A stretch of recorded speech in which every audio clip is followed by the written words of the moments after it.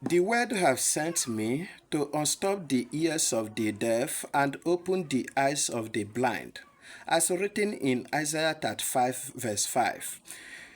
A servant abideth not in the house forever, but a son abideth forever, written in John 8:35, does not mean that a sinner does not abide forever. It rather means that those that has not known their right must be regarded as strangers and be treated like servants, while those who knows their right must be regarded as sons and be treated like gods, as written in Galatians 4 verse 1, which says, as long as the Lord of all is still a child, let him be regarded as a servant. And these things I am talking about was the reason the word described a woman as a dog in Mark 7, verse 27. Because culture and tradition, which is the emptiers of love or destroyers of peace, has caused them to resemble wild animals. And mind you that the same way the land senior culture or tradition or religion or doctrine and innumerable occultism and cultists is the same way they are strange or strangers to the land. And for the world to stop treating us like dogs and for the land to stop treating us like strangers, we must stop calling ourselves servants and start calling ourselves sons, which is qualified to replace God. And hence, what makes a man useless was his inability to remove his useless way of thinking and his inability to throw away the useless things in his hands, which I myself is a living proof that religion or denomination and tradition or culture and tribalism or schism and etc. are the things we needed to throw away as to stop being useless, because they are doubtlessly more harmful and terrible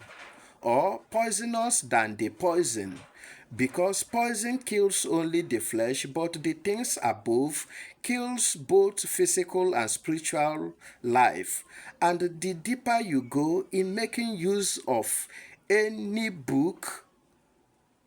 of occultism or Bible or Quran, is the more stiff neck or harder you become to be reshaped by the word. And if you truly want to be reshaped as to be qualified to receive the seal of sonship, then take a step of faith by burning all your visible equipment of faith as to make it easier for our Father or our Maker, which is the Word,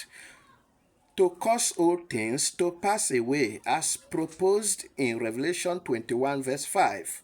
And the reason the Word said, sun shall be darkened, and the moon shall not give its light, in Mark 13:24, is that every source of power, such as Bible, Quran, must start generating darkness instead of light, which was the reason the word said, salt is good, but if salt have lost its saltiness, that even the land is no longer in need of it, in Mark 14 verse 34 to 35. And the reason Mark 10:39 said, he that findeth his life shall lose it, and he that loseth his life for the sake of this world shall find it, is that application of effort and making or giving of sacrifice can never be a reason for us to possess everlasting life, because it is a free gift from the word, and it is your failure to believe that eternal life is already in you that warranted you to start searching for it, because Dragging the basket out of the river simply because you want to put water inside it must cause that basket to remain empty of water even forever.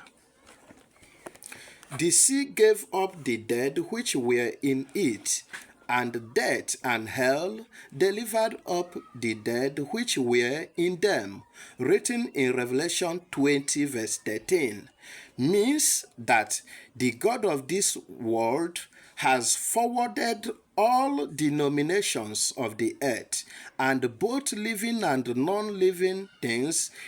even hell and everything inside it, including Mr. Death, has been subjected under my ministrations.